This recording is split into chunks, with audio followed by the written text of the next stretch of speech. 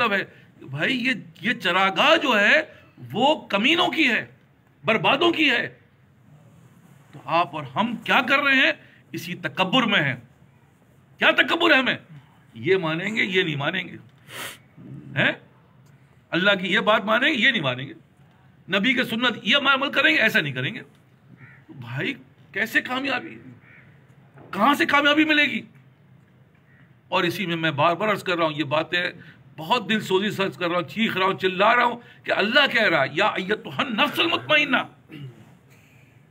ارجعی الی ربک راضیۃ مرضیہ. اللہ کی رضا نفس مطمئنہ ہے، اور نفس مطمئنہ بنانے کے لیے، اس کی اصلاح کے لیے جو ہے وہ تزکیہ نفس ہے.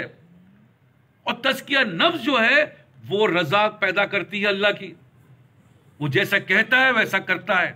وہ کہتا ہے ایسے نماز پڑھو تو ایسے نماز پڑھے گا. وہ کہتا ہے ایسے رکوع کرو تو وہ ایسے رکوع کرے گا. وہ کہتا ہے ایسے چلو تو وہ ایسے چلے گا. لیکن یہ نفس مطمئنہ کی علامت ہے. لیکن ہماری نمازی دیکھ لیں آپ کہ نفس مطمئنہ کی نماز ہے. کوئی ہاتھ کہاں باندھا ہوا ہے، کوئی ہاتھ کیسے رکوع کر رہا ہے، کوئی کچھ کر رہا ہے، کوئی کچھ کر رہا ہے.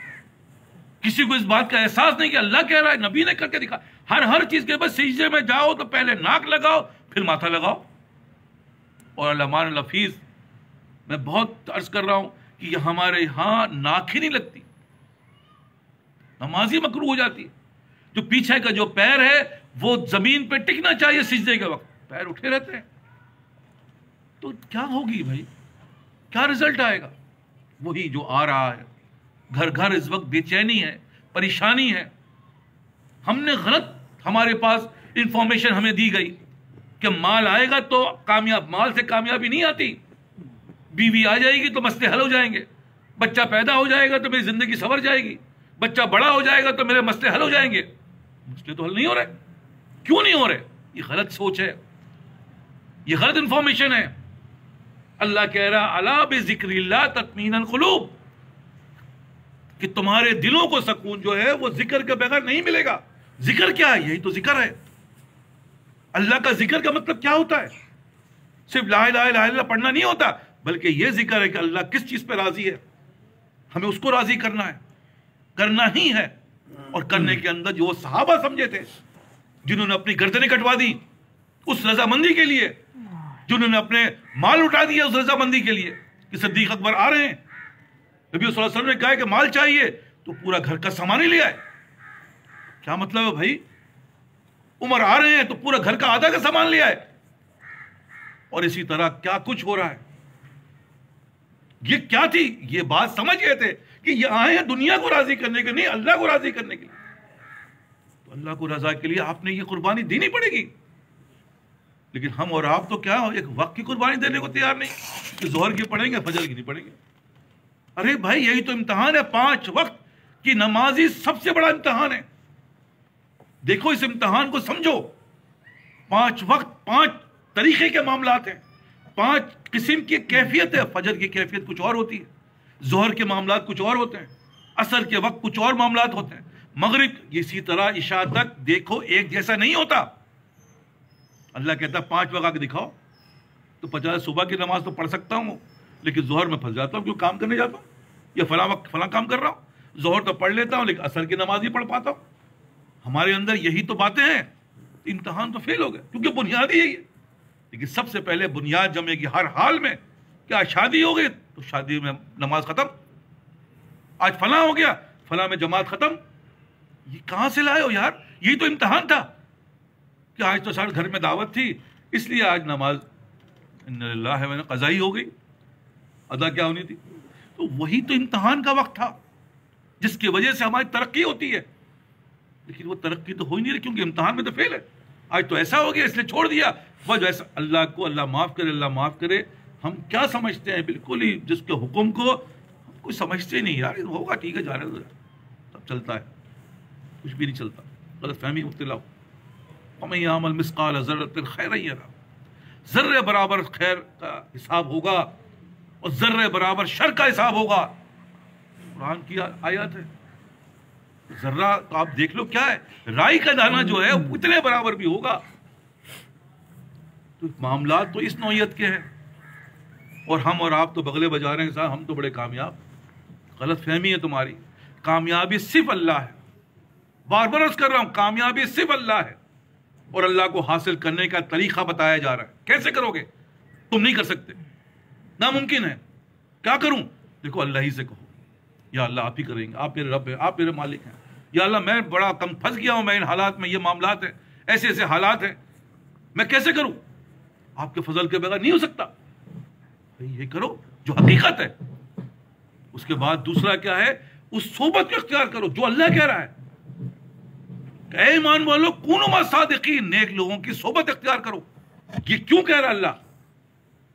بھائی ہماری یہی سمجھ میں نہیں آ رہی, اور ہم دین کو سمجھنا چاہتے. دین سمجھنے کا نام نہیں ہے, دین تو ماننے کا نام ہے. بھائی جو کہہ رہے ہیں وہ کرو. وہ کیسے؟ صدیق اکبر کہتے ہیں کہ پوری دنیا کا ایمان ایک طرف اور صدیق اکبر کا ایمان ایک طرف. کس بنیاد پہ؟ یہی تو بنیاد تھی. کہہ رہے ہیں کہ بھائی نبی صلی اللہ علیہ وسلم معراج پہ گئے. اب لوگوں کی سمجھ میں نہیں آ رہی بات.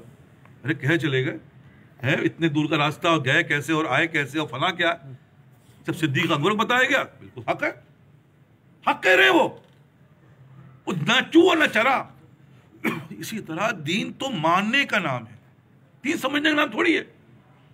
لیکن ہم اس کو سمجھنا چاہ رہے ہیں. وہ بھائی یہ سمجھنے کی چیز نہیں ہے, یہ مان لو آمنا صدقنا, جو کہہ رہے ہیں وہی ہے. تو پھر تو دین پہ عمل ہے نہ. سمجھ میں نہیں آ رہا حضرت, سمجھ میں نہیں آ رہی بات. ارے بھائی سمجھ میں تو تمہارے اگر آ گئی تو بھائی دین تھوڑی ہے وہ. اسی لیے عرض کر رہا ہوں کہ بھائی اصل معاملہ کیا ہے کہ مان لو اللہ جو کہہ رہا ہے اس کی بات مان لو, کیونکہ یہاں کا مائنس وہاں کا پلس ہے, الٹا ہے. کیلکولیٹر ہوتا ہے نا, کبھی دیکھو کیلکولیٹر اٹھاؤ, 2 + 2 = 4, 5 + 5 = 10. تو یہ ہے کیلکولیٹر, دنیا کا فارمولا. اللہ کا فارمولا اس کے اگینسٹ ہے. وہ کیا ہے؟ اس کا مائنس پلس ہوتا ہے.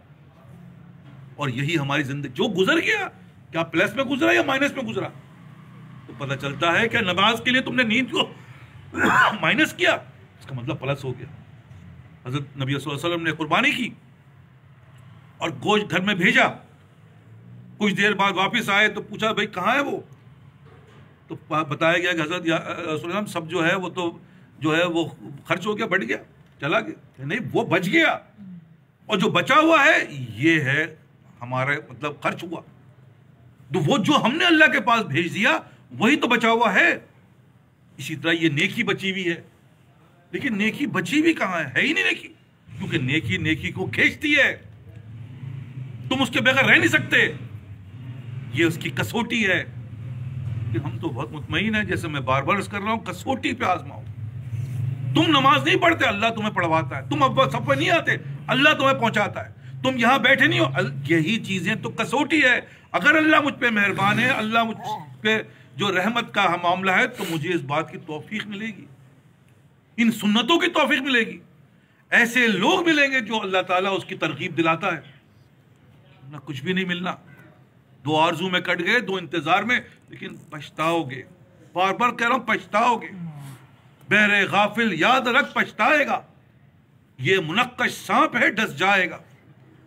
اس لیے عرض کر رہا ہوں کہ کرنا کیا ہے, 3 چیزیں صرف جو تم کر رہے ہو دنیا کے لحاظ سے, وہ اس کو اپلائی کر دو. ادھر سب سے پہلے اللہ سے مانگو, یا اللہ آپ ہی کرنے والے, کر دیجئے. دوسری صحبت, اس صحبت کو کسی حال میں نہ چھوڑو.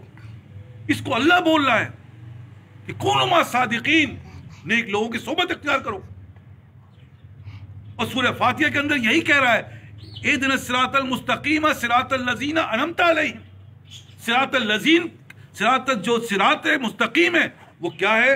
وہ اللہ کا ان لوگ ہیں, لوگوں کی بات کر رہا ہے. تو آپ سب سے یہی عرض کر رہا ہوں, جو بات اللہ کہہ رہا ہے اللہ کی بات مان لو. کیوں؟ ایک درخت ہے, سمجھو اس باتوں کو سمجھانے کے لیے دوسرے انداز بتا رہا ہوں. درخت ہے, گرمی زیادہ پڑی ہے, ہوا زیادہ چلی تو مرجھا جاتا ہے. پانی بند کر دو اس کا, ختم ہو جائے گا ہے. لیکن اگر پانی ڈلتا رہے گا مرجھایا ہوا, کل دوبارہ اس کے اندر ہریالی آ جاتی ہے. یہ جو پانی ڈل رہا ہے, یہ جو باتیں ہو رہی ہیں, یہ جو سمجھ کے یہ اس کے اوپر پانی ڈلتا ہے. دنیا کی ہماری روحانیت ترقی کرتی ہے, اور جب روحانیت ترقی کرتی ہے, ہمارے ہو سکتا ہے انسان ہے, لیکن اگر یہ ہاتھ چھوٹ جاتا ہے, یہ صحبت نکل جاتی ہے تو بزرگ فرماتے ہیں ایک بھیڑیے کے مانند ہے، ایک چرواہے کی طرح ہے. جب بھیڑ جو ہے وہ ایک چرواہا جو ہے اس کا ایک محافظ ہوتا ہے، اور وہ بھیڑوں کو دیکھتا ہے کہ جب چروانے جاتا ہے تو سارے بھیڑ جو ہے اس کے کہنے پہ چلتے ہیں، اس کے اشارے پہ چلتے ہوتے ہیں. اور خدا نہ کرے ایک بھیڑ نکل جائے اس کے بھیڑ کے جھنڈ سے تو بھیڑیا طاق میں رہتا ہے، یہ نکلا اور پکڑ لو، ورنہ اس ڈنڈے کی وجہ سے وہ قریب نہیں آتا اور جھنڈ کی وجہ سے وہ قریب نہیں آتا. یہی یونیورسل ٹروتھ ہے جس کو سمجھانے کے لیے بتا رہا ہوں. لیکن وہی سمجھانے کی والی بات ہے، دین تو سمجھنے کا نام نہیں ہے، دین تو ماننے کا نام ہے. مان لو. اور اس کے انعامات ایسے ہیں، اللہ اکبر، اس باقی سب چیز کی دھوکہ ہے. اس کا انعام ایسا ہے کہ اللہ تعالیٰ تمہاری نسلوں کو بنا دے گا. لیکن تم نے اگر اللہ کی باتیں نہیں مانی تو یہی نسل تمہارے لیے کانٹا بن جائیں گی، یہی گھر کا ماحول تمہارے لیے عذاب بن جائے گا. جا کے دیکھو دور حاضر میں کیا ہو رہا ہے. لوگ گھروں میں نہیں رہ رہے، آتے ہیں کام پہ نکل جاتے ہیں، جا کے ہوٹلیں دیکھو بھرے پڑے ہوئے ہیں. چائے کا ہوٹل دیکھو تو جا کر ہر آدمی گھر سے فرار ہے. کیوں؟ گھر کے اندر اللہ معاف کرے عذاب ہے، بیوی عذاب، بچے عذاب، ماحول عذاب، تو گھر سے باہر بھاگا ہوا ہے. اور دور حاضر میں ایک اور کیا آ گیا، ایک موبائل آ گیا، نشے میں پڑ گیا. وہ ذہن کو جو ہے وہ نشے میں ڈالا ہوا ہے، کونے میں پڑا ہوا ہے اور موبائل دیکھ رہا ہے. کیا ہے یہ؟ نشہ ہی، یہ نشہ ہے جو آنکھوں کے ذریعے ہمارے اندر جا رہا ہے. تو بیٹا صرف ایک ہی بات کہہ رہا ہوں، اور طریقہ میں نے آپ کو بتا دیا. کیا طریقہ ہے؟ وہ یہ طریقہ ہے کہ بھائی اپنی زندگی کو ان 3 چیزوں میں ڈال دو، انشاءاللہ ثم انشاءاللہ اللہ نے جو بات کہی ہے وہ پوری ہو کے رہے گی. وہ کیا ہے؟ کامیابی مل جائے گی. آج نہیں ملے گی، کل نہیں ملے گی، پرسوں، لیکن ملے گی. اگر یہ چیز نہیں ہے، اس ٹریک پہ نہیں ہو، تو کیا دنیا میں ملتی ہے؟ تم کا وہ نہیں ملتی. کیا ڈاکٹر بن سکتا ہے؟ نہیں بن سکتا. کیا انجینئر بن سکتا ہے؟ نہیں بن سکتا. ارے بن جائے گا صاحب، پاگل ہو گیا، آپ کا دماغ خراب ہو گیا، اس بڑھاپے میں سٹیا گئے آپ. کیسے بن جائے گا جب تک وہ انجینئرنگ کالج میں نہیں جائے گا، جب تک وہ میڈیکل کالج میں نہیں جائے گا.